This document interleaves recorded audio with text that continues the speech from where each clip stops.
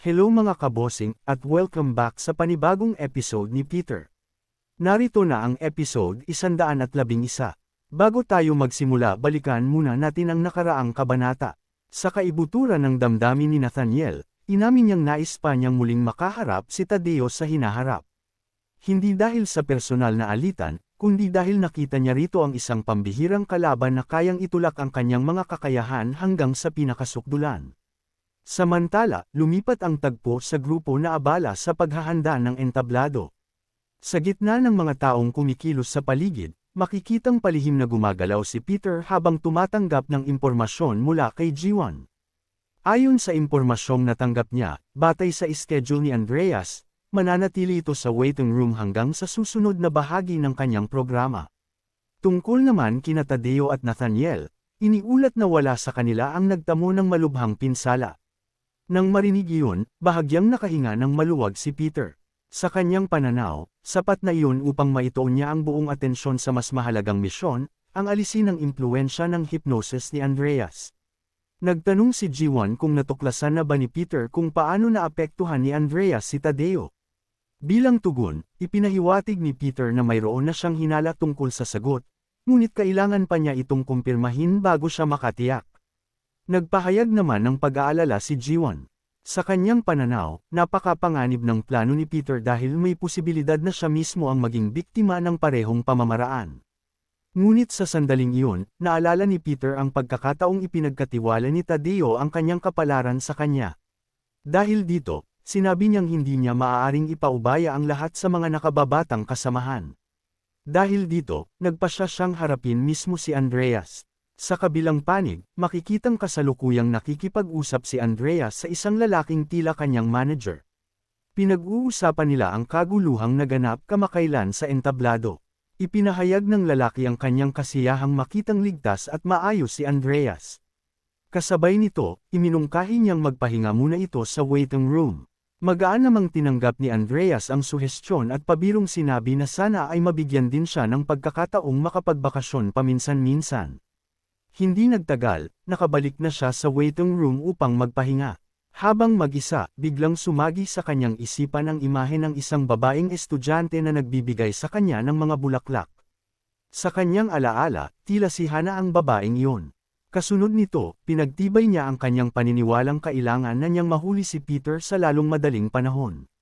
Naniniwala siyang iyon na ang huling pagkakataon upang gawin ito. Sa kanyang pagsusuri, kung si Peter nga ang taong nagkunwaring miyembro ng staff kanina, malaki ang posibilidad na susubukan nitong lumapit muli sa kanya. Ilang sandali pa ang lumipas nang may dalawang bagong assistant na pumasok sa silid at nagpakilala sa kanya. Dahil sa kanyang pag-iingat, agad na naisip ni Andreas kung maaaring si Peter ang isa sa mga ito. Gayunpaman, matapos niya silang obserbahan, nakumbinsi siyang hindi sila ang taong hinahanap niya. Habang naghahanda ang dalawang assistant na gawin ang kanilang mga tungkulin, may isa pang tao ang dumating mula sa pintuan. Nagpakilala ito bilang isang technician na mag-iinspeksyon sa mga kagamitan sa silid. Bahagyang nagtaka si Andreas dahil wala naman siyang ipinatawag na technician. Gayunpaman, ipinaliwanag ng bagong dating na nakatanggap siya ng ulat na may problema umano sa speaker ng silid.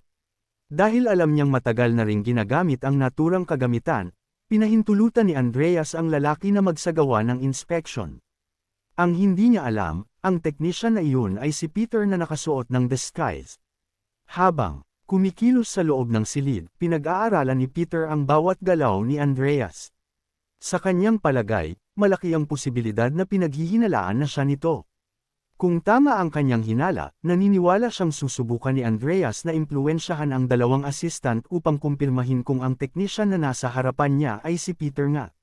Makalipas ang ilang sandali, inutusan ni Andreas ang kanyang mga assistant na umalis muna sa silid ng walang dinadalang anumang kagamitan. Lalong naging maingat si Peter matapos marinig iyon. Upang hindi makatawag ng pansin, sinabi niyang baka nakakaabala na siya at balak niyang tapusin agad ang kanyang trabaho bago umalis. Subalit pinigilan siya ni Andreas. Sa mahinahong paraan, sinabi nitong may ilang bagay pa siyang nais itanong tungkol sa speaker at kailangan niya ang opinyon ng isang eksperto. Sa mismong sandaling iyon, napansin ni Peter ang galaw ng mga kamay ni Andreas, agad siyang naging alerto. Sa kanyang pananaw, malaki ang posibilidad na sinusubukan na naman siyang impluwensyahan ni Andreas habang patuloy itong gumagawa ng mga kakaibang kilos. Samantala, ipinagpatuloy ni Andreas ang kanyang kwento. Ayon sa kanya, kamakailan lamang ay nakabili siya ng isang retro speaker na gawa noong 1998. Idinagdag pa niyang nasa panahon siya ng matinding pagdududa, kaya kailangan niyang suriin ang bawat detalye upang magkaroon ng kapanatagan. Habang nakikinig, tahimik na pinag-aaralan ni Peter ang sitwasyon. Sa kanyang pagsusuri, hindi naman komplikado ang paraang ginagamit ni Andreas. Naniniwala siyang hindi mahirap iwasan ang naturang pamamaraan.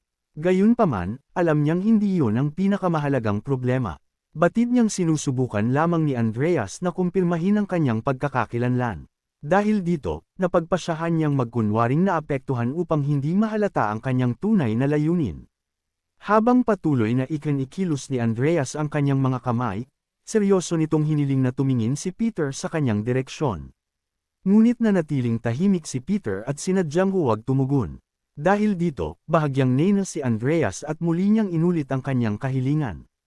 Sa kabilang banda, alam ni Peter na hindi siya maaaring tumingin ng direkta. Sa kanyang palagay, bahagi iyon ng paraan ni Andreas upang malaman kung ang taong nasa kanyang harapan ay tunay na naapektuhan o hindi. Makalipas ang ilang sandali, ngumiti si Andreas at nagpahiwatig na tila naging maayos ang lahat.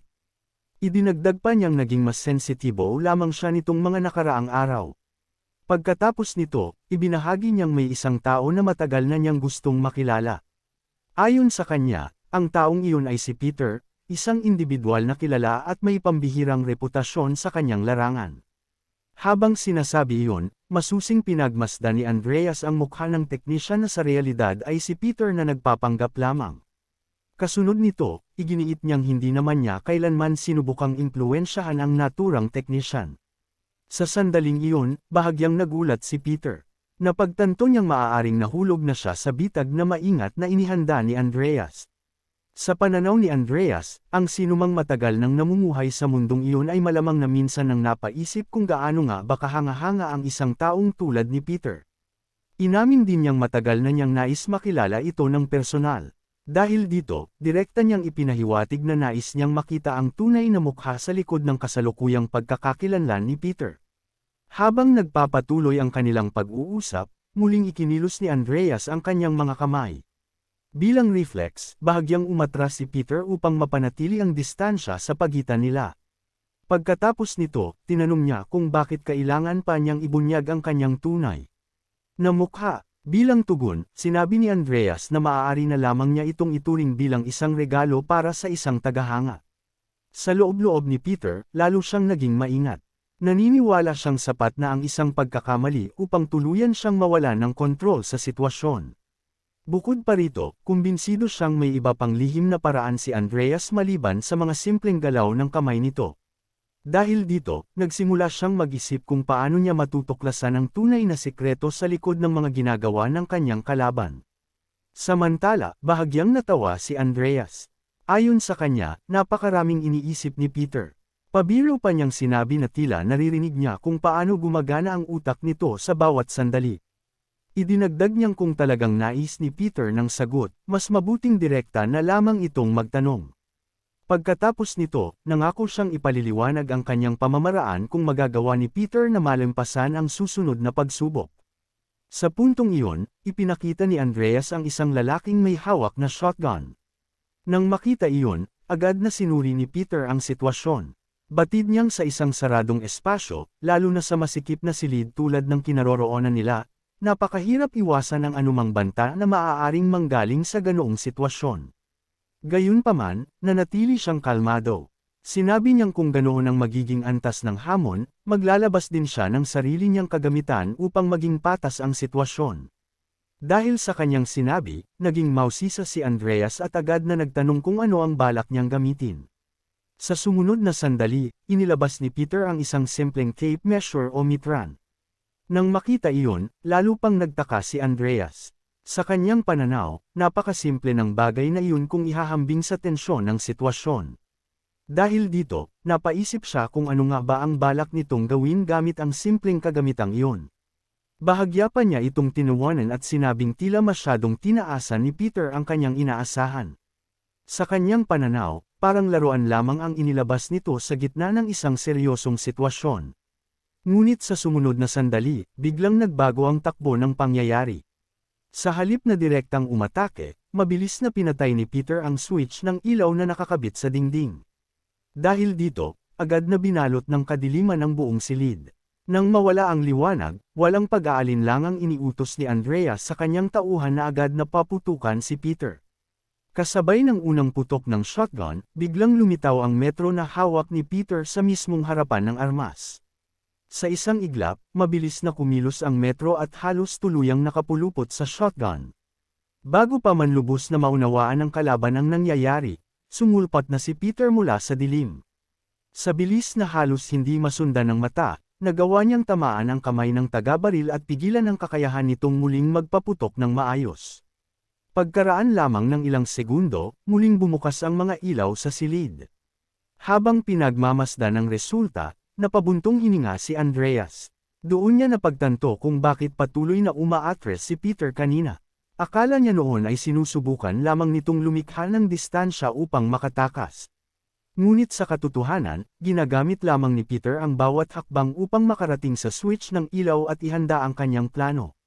Sa maikling sandaling iyon ng kadiliman, nagawa niyang kontrolin ang sitwasyon, pigilan ang pag-atake ng shotgun, at mabilis na bawasan ang kakayahan ng kanyang kalaban na lumaban.